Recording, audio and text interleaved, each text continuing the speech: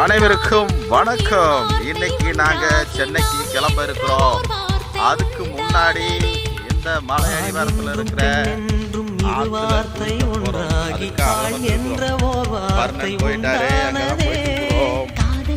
நாங்க குளிச்சுட்டு ஜாலியா ஊருக்கு கிளம்ப போறோம்.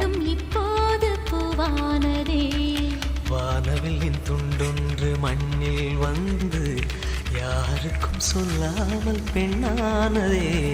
தென்மேற்கு பருவக்காற்று தேனி பக்கம் வீசும்போது வர்ணன் என்ன ஊருக்கு போலாமா? இன்னைக்கு பஸ் டிக்கெட் புக் பண்ணிட்டோம். எங்க குளிக்க போறோம்? இங்க பாத்தியா ஆறு அருமையா இருக்குது. இங்க குளிக்க கூடாது, இங்க லேடிஸ் குளிக்கிற இடம். மேல போலாம், வா வா வா.